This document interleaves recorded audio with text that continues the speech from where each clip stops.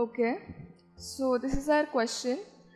So if you look at the sequence, we can write down the nth term as n into 1 plus 1 upon n raised to, it will be n minus 1. Okay, and this is s, and we have to find out the value of s. So we can clearly see that this is an AGP.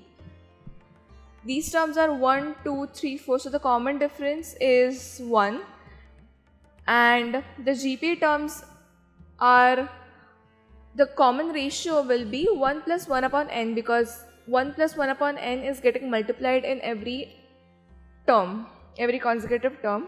So we know how to solve such problems, right? We multiply the total sum by the common ratio, so we have s into 1 plus 1 upon n, and this will be equal to, so there's nothing below 1, but 1 will be multiplied by 1 plus 1 upon n, so we write it one step down as 1 plus 1 upon n.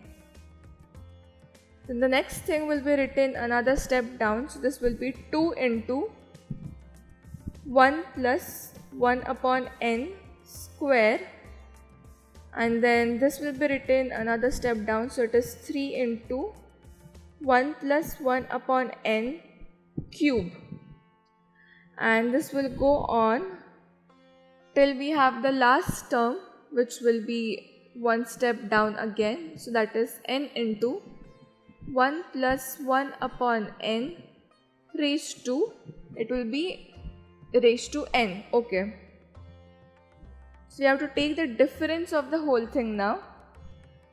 So we are left with s, and s will get cancelled, so we have minus s upon n on this side, and there's nothing below 1, so 1 will come down directly, plus 2 minus 1 is 1, so that is 1 plus 1 upon n.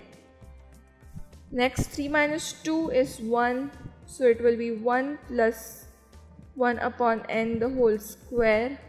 Then it is 1 plus 1 upon n the whole cube, and so on. And this term will become 1 plus 1 upon n the whole raised to n minus 1.